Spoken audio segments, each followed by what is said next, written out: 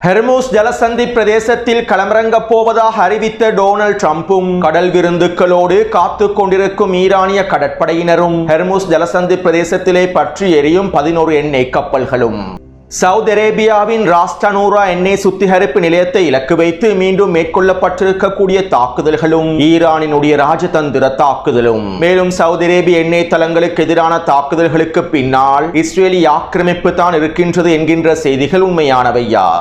கடந்த 24 மணித்தியாலங்களுக்குள் சுட்டு வீழ்த்தப்பட்டிருக்கக்கூடிய அமெரிக்காவினுடைய இஸ்ரேலிய ஆக்கிரமிப்பினுடைய போர் விமானங்களும் ஈரானிய வான் பாதுகாப்பு படையின் அதிரடி சம்பவங்களும் இந்திய பெருங்கடல் பிரதேசத்திலே இலங்கை கருகாமையில் ஈரானிய கடற்படை கப்பலை இலக்கு வைத்து அமெரிக்காவினுடைய நீர்மூழ்கி கப்பல் மேற்கொண்ட தாக்குதலும் ஈரானிய கடற்படை வீரர்களை காப்பாற்றுவதற்காக மீட்டெடுப்பதற்காக களமிறங்கிய இலங்கையின் கடற்படையும் ஈரானுக்கு எதிராக அமெரிக்காவும் இஸ்ரேலிய ஆக்கிரமிப்பும் களமிறக்கி இருக்கக்கூடிய 7 நாள் தாக்குதல் திட்டம். இந்த தாக்குதல் திட்டத்திற்கமைவாக ஈரானுக்குள்ளே இருக்கக்கூடிய ஏவுகணை களஞ்சியசாலைகளும் சுரங்கப்பாதைகளும் முழுமையாக அழிக்கப்பட போகின்றனவா? தற்போது அமெரிக்கா அதிகளவான ஈரானிய ஏவுகணை களஞ்சியசாலைகளை அழித்து வருகின்றதா?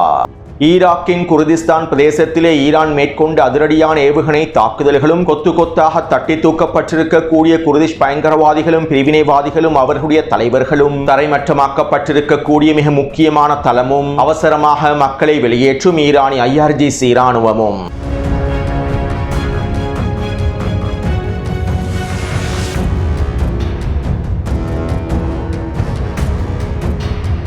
இது ஈரான் அப்டேட்டின் 13வது காணொளியாகும். இன்றைய தினத்திற்கான 3வது காணொளியாகும். 11 மற்றும் 12வது காணொளிகளை பார்வையிடாதவர்கள் கீழே இருக்கக்கூடிய லிங்கினை பயன்படுத்தி குறித்த காணொளிகளை முழுமையாக பார்வையிடுங்கள். இதன் மூலமாகவே களத்தினுடைய உண்மையான தொடர்ச்சியான தகவல்களை உங்களுக்கு தெளிவாக புரிந்து கொள்ள முடியும். அத்தோடு ஈரானுக்கு எதிரான போரானது அமெரிக்காவுக்கு மிகப்பெரிய பொருளாதார இழப்புகளை ஏற்படுத்தி வருகின்றது. ஈரானுடனான போர் ஆரம்பிக்கப்பட்டதிலிருந்து ஒவ்வொரு மணித்தியாலங்களுக்கும் அமெரிக்கா பல பில்லியன் டாலர்களை இழந்து வருகின்றது. இந்த போரினுடைய முதல் 3 நாட்களுக்குள் மாத்திரம் ஈரானினுடைய ட்ரோன்களையும் ஏவுகணைகளையும் சுட்டு வீழ்த்துவதற்காக அமெரிக்காவும் இஸ்ரேலிய ஆக்கிரமிப்பும் அடிமை அரபுகளும் ஒன்றிணைந்து 25 பில்லியன் டாலர்களுக்கும் அதிகமான பணத்தை செலவழித்துள்ளார்கள். அதே போன்று அமெரிக்கா ஈரானுக்குள்ளே தொடர்ச்சியான வான்வழி தாக்குதல்களை மேற்கொண்டு வருகின்றது. இந்த வான்வழி தாக்குதல்களுக்காகவும் விலை உயர்ந்த குண்டுகளே பயன்படுத்தப்படுகின்றன.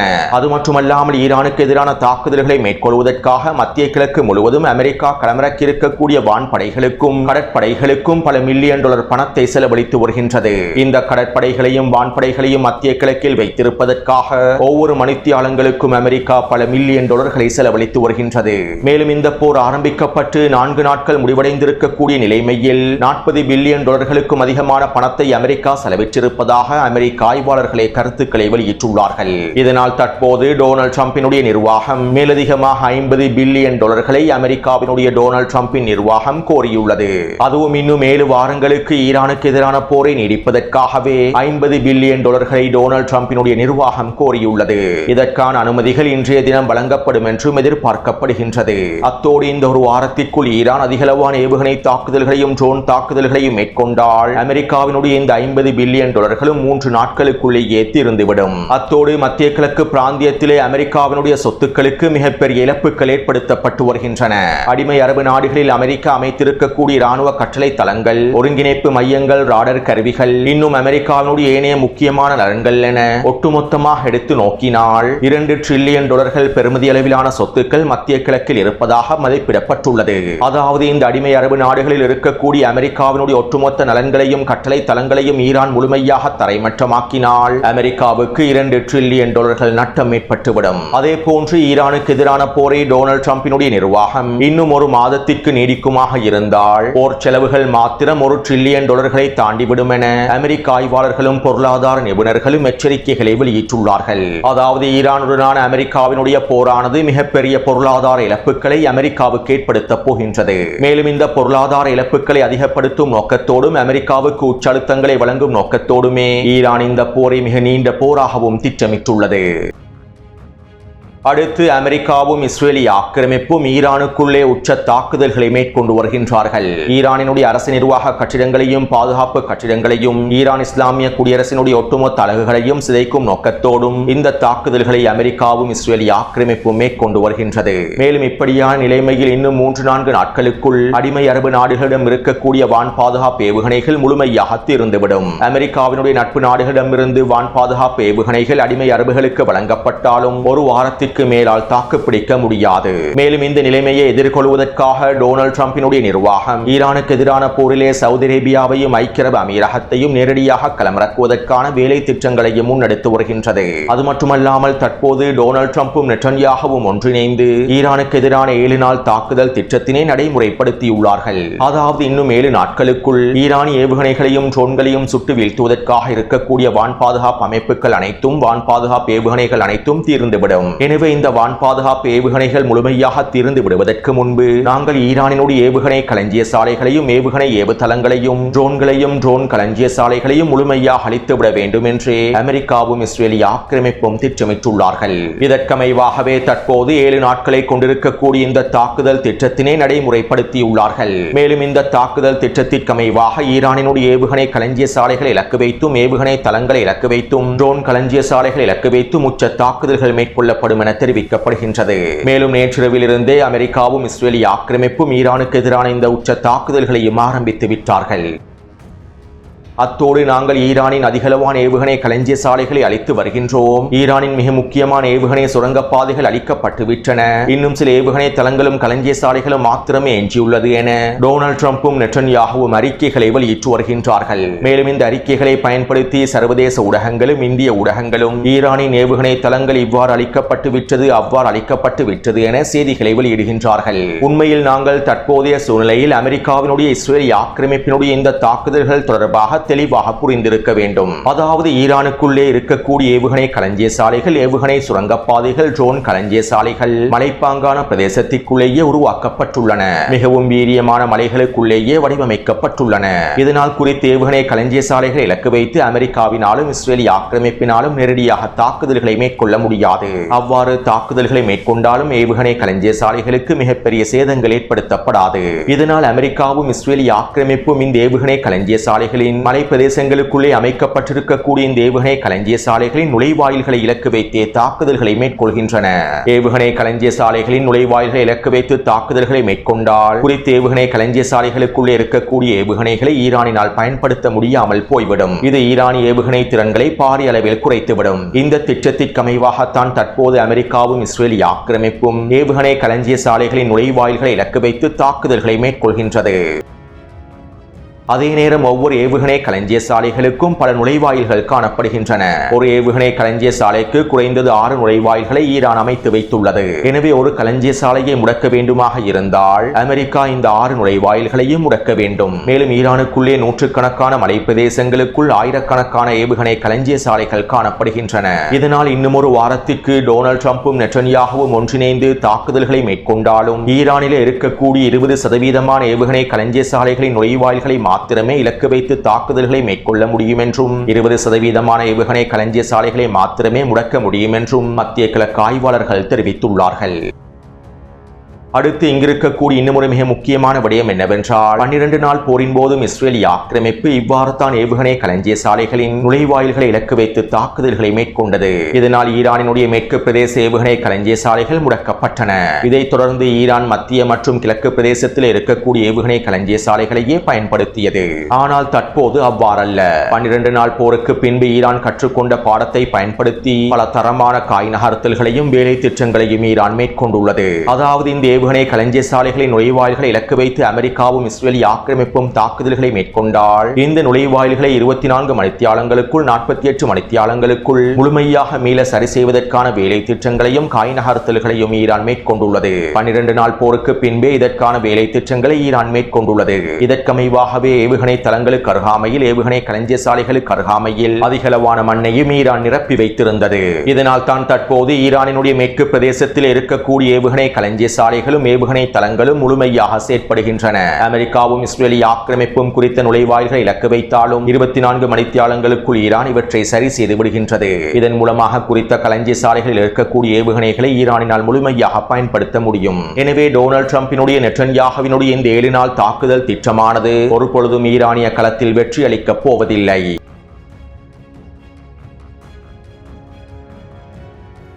ஈரானுக்கு எதிராக ஆரம்பிக்கப்பட போகும் தரைவழி தாக்குதல் தொடர்பாகவும் குர்திஷ் படைப்பிரிவுகளை பயங்கரவாதிகளை பிரிவினைவாதிகளை பயன்படுத்தி ஈரானின் மேற்கு பிரதேசத்தினை கைப்பற்றுவதற்கு மேற்கொள்ளப்பட்டிருக்கக்கூடிய திட்டங்கள் தொடர்பாகவும் முன்னைய காணொலிகளில் தெளிவாக குறிப்பிட்டுள்ளேன். மேலும் ஈரான் இதற்கமைவாக பல அதிரடியான நடவடிக்கைகளையும் தாக்குதல்களையும் மேற்கொண்டு வருகின்றது. இதற்கமைவாக இன்று அதிகாலை குர்திஸ்தான் கோயாவிலே இருக்கக்கூடிய குர்திஷ் பிரிவினைவாதிகளின் பயங்கரவாதிகளின் மிக முக்கியமான தலைமைகளை இலக்கு வைத்தும் அவர்களுடைய தளங்களை இலக்கு வைத்தும் ஈரான் அதிரடியான ஏவுகணை தாக்குதல்களை மேற்கொண்டுள்ளது. இந்த ஏவுகணை தாக்குதலிலே பயங்கரவாதிகளின் பிரிவினைவாதிகளின் பல தலைகள் உருண்டுள்ளன.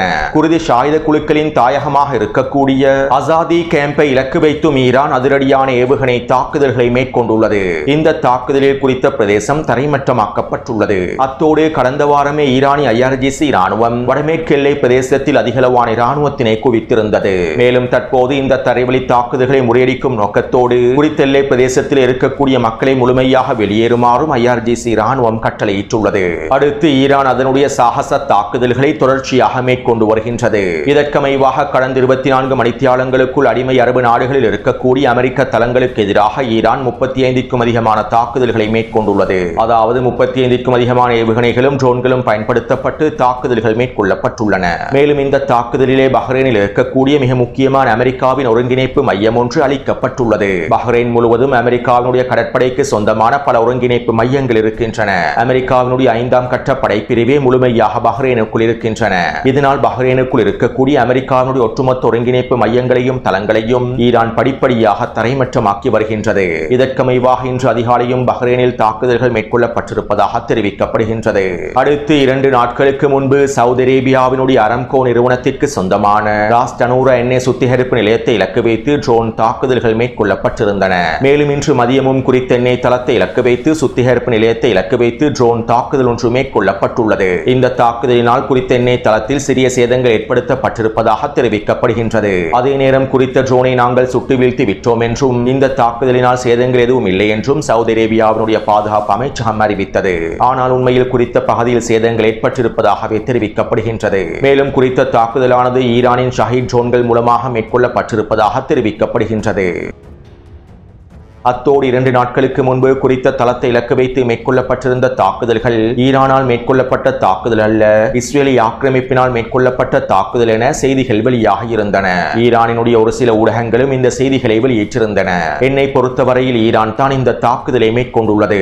ஈரான் இந்த தாக்குதலுக்கு பொறுப்பேற்கவில்லை, அவ்வளவுதான். நாங்கள் தான் இந்த தாக்குதலை மேற்கொண்டோம் என ஈரான் பொறுப்பேற்கவில்லை. மேலும் இது ஈரானினுடைய ராஜதந்திர தாக்குதலாகவே பார்க்கப்படுகின்றது. அதாவது ஈரானுக்கு எதிரான போரை அமெரிக்கா ஆரம்பிப்பதற்கு முன்பு சவுதி அரேபியா ஈரானோடு ராஜதந்திர தொடர்புகளை ஏற்படுத்தி நாங்கள் உங்களுக்கு முழுமையான ஆதரவை வழங்குகின்றோம் என்று கூறிவிட்டு ஈரானுக்கு எதிரான தாக்குதல்களை ஆரம்பிப்பதற்கு டொனால்ட் ட்ரம்புக்கு உச்சழுத்தத்தினை சவுதி ஜொனி வழங்கியிருந்தார். இது சவுதி அரேபியா ஈரானுக்கு எதிராக மேற்கொண்ட ராஜதந்திர தாக்குதலாகும். இதற்கு பதிலடியாகவே தற்போது ஈரானும் சவுதி அரேபியாவின் எண்ணெய் தளத்தை இலக்கு வைத்து தாக்குதலை மேற்கொண்டு விட்டு நாங்கள் தாக்குதல்களை மேற்கொள்ளவில்லை என ராஜதந்திர பதிலடியை வழங்கியுள்ளார்கள். அத்தோடு ஈரான் மத்திய கிழக்கில் இருக்கக்கூடிய ஒட்டுமொத்த அமெரிக்க தளங்களுக்கு எதிராக வீரியமான தாக்குதல்களை வெளிப்படையாகவே மேற்கொண்டு வருகின்றது. மேலும் இந்த சந்தர்ப்பத்தில் ஈரானுக்கு எதிராக சவுதி அரேபியா களமிறங்க வேண்டும் என்பதற்காகவே இஸ்ரேல் இவ்வாறான தாக்குதல்களை சவுதி அரேபியாவுக்குள் மேற்கொண்டிருக்கலாம் என வெளியாக இருக்கக்கூடிய செய்திகள் தற்போதைய சூழ்நிலைக்கு பொருத்தமற்றதாகும். ஏனென்றால் ஈரான் வெளிப்படையாகவே அனைத்து நாடுகளிலும் இருக்கக்கூடிய அமெரிக்க நலன்களுக்கு எதிராக தாக்குதல்களை மேற்கொண்டு வருகின்றது.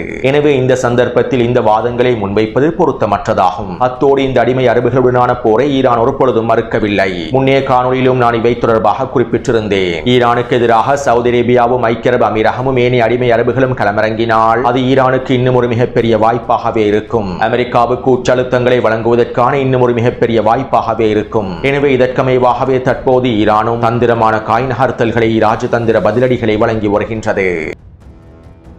அடுத்து இந்திய பெருங்கடல் பிரதேசத்தில் இருக்கக்கூடிய டியாகோ கிரேஷியோ தீவை கண்காணிப்பதற்காக ஈரான் அதனுடைய கடற்படையை சேர்ந்த உளவு கப்பல் ஒன்றை களமிறக்கி இருந்தது. மேலும் குறித்த கடற்படை கப்பலானது டியாகோ கிரேஷியோ தீவில் இருக்கக்கூடிய நீர்மூழ்கி கப்பலின் மூலமாக இலக்கு வைக்கப்பட்டுள்ளது. இலங்கை கடற்பிரதேசத்திற்கு அருகாமையிலேயே ஈரானிய கடற்படைக்கு சொந்தமான குறித்த உளவு கப்பல் அமெரிக்காவினுடைய நீர்மூழ்கி கப்பல்களினால் இலக்கு வைக்கப்பட்டுள்ளது. இதைத் தொடர்ந்து தற்போது குறித்த கப்பலானது மூழ்கக்கூடிய நிலைமைக்கு தள்ளப்பட்டுள்ளதாக தெரிவிக்கப்படுகின்றது. மேலும் குறித்த கப்பலுக்குள்ளே 100க்கும் அதிகமான ஈரானிய கடற்படை வீரர்கள் சிக்கிக் கொண்டுள்ளார்கள். மேலும் இவர்களை காப்பாற்றுவதற்காக தற்போது இலங்கையினுடைய கடற்படையானது களமிறங்கியுள்ளது. இதுவரைக்கும் கிடைக்கப்பட்டிருக்கக்கூடிய தகவல்களுக்கு அமைவாக 30க்கும் அதிகமான ஈரானிய கடற்படை வீரர்களை இலங்கையினுடைய கடற்படை மீட்டெடுத்திருப்பதாக தெரிவிக்கப்படுகின்றது.